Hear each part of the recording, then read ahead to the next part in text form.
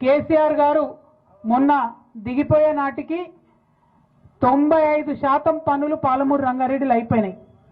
ఇప్పుడు ఎట్లుందంటే ఏనుగెళ్ళింది తోక చిక్కింది అన్నట్టుంది.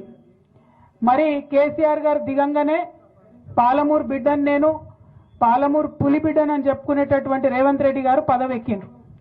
ఆయన ఎక్కిన తర్వాత ఆయన ఆలోచన ఏముండాలని మేము కోరుకున్నామంటే ఆ మిగిలిన 5% పనులు చేసుకుంటే తక్షణమే పాలమూరు జిల్లా మొత్తం కూడా పచ్చబడుతుంది, దాంతోపాటు రంగారెడ్డి మంచిగా అవుతుంది, దాంతోపాటు నల్గొండలో ఒక 60,000 ఎకరాలకు నీళ్ళు వస్తాయని మనం అనుకున్నాం. కానీ ఆయన కేవలం ఒకటే పంతం పట్టుకున్నాడు. పాలమూరు రంగారెడ్డి అనేటటువంటిది పూర్తయితే ప్రజలందరికీ కేసీఆర్ గారే గుర్తొస్తాడు కాబట్టి పాలమూరు రంగారెడ్డిని పక్కకు పెట్టడం వల్ల ఏం జరిగింది? ఇవాళ పాలమూరు రంగారెడ్డిలో డిజైన్ చేసిన దాని ప్రకారం 1,00,000 ఎకరాలు 1,17,000 ఎకరాలు కొడంగల్లో సాగైతుండే, 60,000 ఎకరాలు మన నారాయణపేటలో సాగైతుండే. రేవంత్ రెడ్డి గారు రాగానే ఏం చేసిండ్రు? పాలమూరు రంగారెడ్డిలో కరివెన దగ్గర నుంచి ఉన్నటువంటి ప్రాజెక్టుని ప్యాకేజ్ని మొత్తం తీసి పక్కకు పడేసి కొత్తగా కొడంగల్ లిఫ్ట్ ఇరిగేషన్ స్కీమ్ అని పెట్టిండ్రు ఆయన. దానివల్ల లాభం ఏమైంది? జీవో ఇచ్చినారు ఫిబ్రవరిలో 2024లో, పోయిన సంవత్సరంలో. దాంట్లో ఏం చెప్తారంటే కొడంగల్ నారాయణపేట కలిపి మొత్తం 1,00,000 ఎకరాలకు నీళ్ళు ఇస్తున్నారు. అయ్యా ముఖ్యమంత్రి గారు, మీరు ఒకసారి ఆలోచించాలి. 1,80,000 ఎకరాలకు వచ్చేటటువంటి పథకాన్ని పక్కకు పెట్టి 1,00,000 ఎకరాలు వచ్చేటటువంటి పథకాన్ని ఎందుకు చేపట్టినట్టు? మొదలది. రెండవది, ఈ కొడంగల్ లిఫ్ట్ ఇరిగేషన్ స్కీమ్ ఇప్పుడు ఏదైతే పెట్టినరో, ఎన్లైతే మన కానుకుర్తి భూములు పోతున్నాయో దానికి స్టార్టింగ్ పాయింట్, ఒకవేళ ఇది కట్టే మాటనే అయితే దానికి స్టార్టింగ్ పాయింట్ నిజానికి జూరాలలో తీసుకోవాలి. జూరాలలో తీసుకుంటే ఏమవుతుందంటే సంవత్సరం పొడవుతా జూరాలలో 30 నుండి 40 రోజులు మంచిగా వరద వారుతుంది. అందులోకెళ్ళి నీళ్ళు తీసి చిన్న చిన్న రిజర్వాయర్లు కట్టుకొని వాటిని దాచిపెట్టుకుంటే సంవత్సరం పొడుగుతా మన రైతులకు లాభం అవుతుంది. కానీ ముఖ్యమంత్రి గారు మేమందరం నెత్తి నోరు కొట్టుకొని మొత్తుకున్నా కూడా కరివెన ప్రాజెక్టు తీసి పక్కకు పెట్టి జూరాల నుండి కాకుండా ఈ భీమాలో బూత్పూర్ కాడికెళ్ళి దీనికి లింక్ పెట్టింది. బూత్పూర్ కాడికెళ్ళి లింక్ పెట్టుడుతో ఏమైంది? ఇప్పుడు అసలు ఆ భీమాలోనే చక్కగా నీళ్ళు రావు, నిండా నీళ్ళు రావు, ఇంకా దానికి కొంత పని బాకీ ఉన్నది. ఇప్పుడు ఆ భీమాలకెళ్ళి 4 TMCలు కొడంగల్ లిఫ్ట్ ఇరిగేషన్ స్కీమ్ తీసుకుంటే మక్తలు కూడా ఎండేటటువంటి పరిస్థితి వస్తుంది. పూర్వంగా మక్తలకు నీళ్లు రావు. ఇప్పుడు ఈయన పెట్టిన దాంట్లో కాలువలు తీయకుండా ఏం చేసిండ్రు? పైపులు వేసిండ్రు. భీమా కాడ నీళ్ళెత్తి పైపుతోని చక్కగా కొడంగల్లో నీళ్ళు పోయాలి.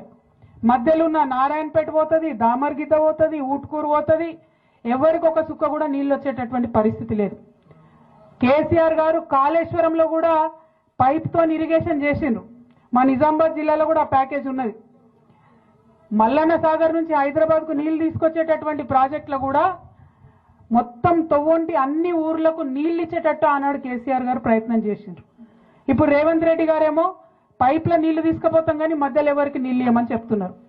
ఎందుకోసం ఇవ్వలేరు అంటే ఈయన కనెక్టింగ్ పాయింట్ బూత్పూర్లో పెట్టుకున్నారు, అక్కడ నీళ్ళే లేవు. నీళ్లు లేవు కాబట్టి మధ్యలో ఎక్కడ ఇయ్యం, కొడంగల్ తీసుకుపోయి డైరెక్ట్ ఇస్తామంటున్నారు. కొడంగల్ బిడ్డలకు కూడా నీళ్ళు రావాలి, కానీ మధ్యలో ఉన్న వాళ్ళందరినీ ఎండబెట్టి మధ్యలో ఉన్న గ్రామాలన్నీ ముంచేసి కేవలం ముఖ్యమంత్రి గారి నియోజకవర్గానికి ఇస్తామంటే అది మాత్రం సరైనటువంటి విషయం కాదు.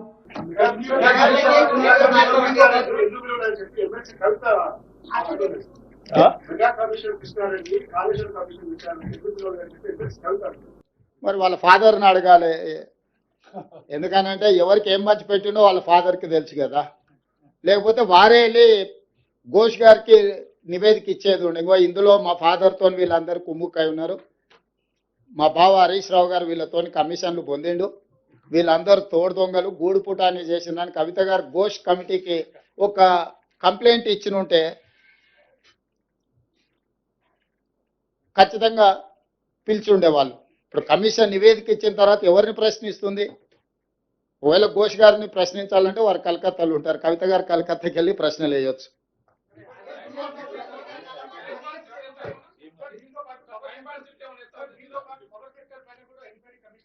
ఉన్నది ఈ రోజు. ఇప్పుడు రాహుల్ దీనికి కన్ఫైన్ అవుదాం.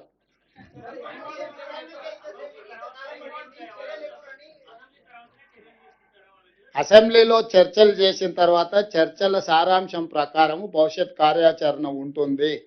మీకు స్పష్టంగా చెప్పడం కోసమే మీ ఊహాజనితమైన కథనాలకు కానీ ఊహాజనితమైన ప్రశ్నలకు తావు లేకుండా ఉండడానికే కమిషన్ రిపోర్ట్ ఇచ్చిన 4 రోజుల్లోనే మంత్రివర్గ సమావేశాన్ని ఏర్పాటు చేసి మంత్రివర్గ సమావేశం ఆ నివేదికను ఆమోదించి ఆ నివేదికలో ఉన్న సారాంశాన్ని నిక్షిప్తంగా మీడియా మిత్రులకు అందరికీ కూడా కంప్లీట్గా ఇన్ డీటెయిల్ ఒక పవర్ పాయింట్ ప్రజెంటేషన్ ద్వారా మీకు వివరించడం జరిగింది.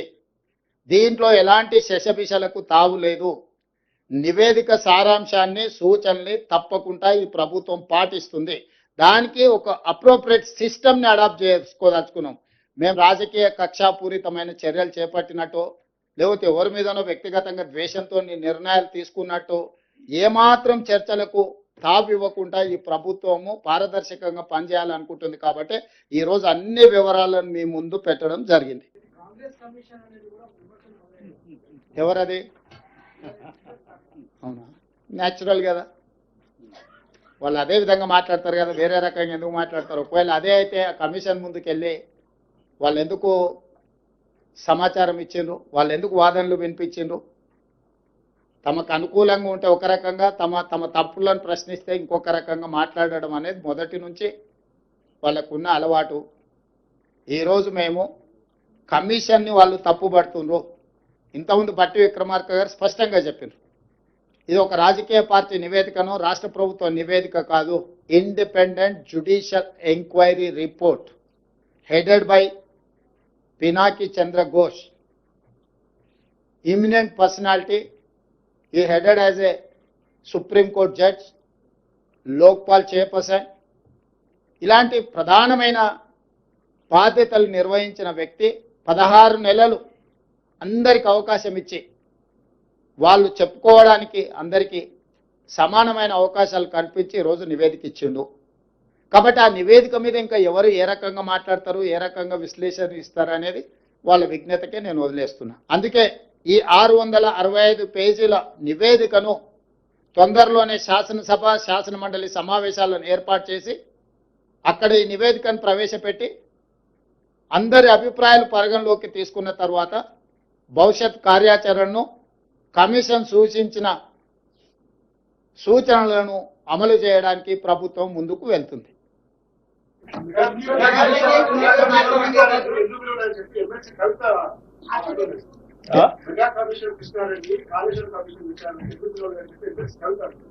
మరి వాళ్ళ ఫాదర్ని అడగాలి. ఎందుకనంటే ఎవరికి ఏం మంచి పెట్టిండో వాళ్ళ ఫాదర్కి తెలుసు కదా. లేకపోతే వారే వెళ్ళి ఘోష్ గారికి నివేదిక ఇచ్చేది ఉండే, ఇంకో ఇందులో మా ఫాదర్తో వీళ్ళందరూ కుమ్ముక్కై ఉన్నారు, మా బావ హరీష్ రావు గారు వీళ్ళతో కమిషన్లు పొందిండు, వీళ్ళందరూ తోడు దొంగలు గూడు పుటాన్ని చేసిందని కవిత గారు ఘోష్ కమిటీకి ఒక కంప్లైంట్ ఇచ్చినుంటే ఖచ్చితంగా పిలిచి ఉండేవాళ్ళు. ఇప్పుడు కమిషన్ నివేదిక ఇచ్చిన తర్వాత ఎవరిని ప్రశ్నిస్తుంది? ఒకవేళ ఘోష్ గారిని ప్రశ్నించాలంటే వారు కలకత్తాలో ఉంటారు, కవిత గారు కలకత్తాకి వెళ్ళి ప్రశ్నలు వేయవచ్చు.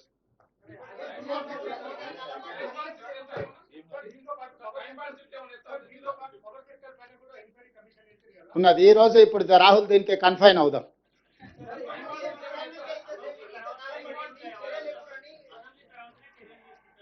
అసెంబ్లీలో చర్చలు చేసిన తర్వాత చర్చల సారాంశం ప్రకారం భవిష్యత్ కార్యాచరణ ఉంటుంది.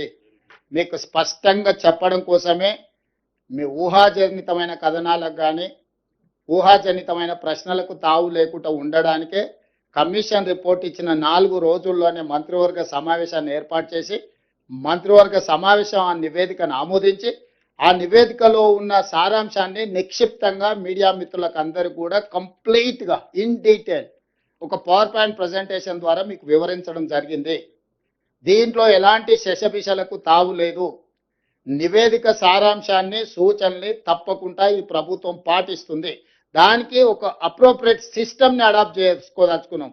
మేము రాజకీయ కక్షాపూరితమైన చర్యలు చేపట్టినట్టు లేకపోతే ఎవరి మీదనో వ్యక్తిగతంగా ద్వేషంతో నిర్ణయాలు తీసుకున్నట్టు ఏమాత్రం చర్చలకు తాపు ఇవ్వకుండా ఈ ప్రభుత్వము పారదర్శకంగా పనిచేయాలనుకుంటుంది. కాబట్టి ఈరోజు అన్ని వివరాలను మీ ముందు పెట్టడం జరిగింది.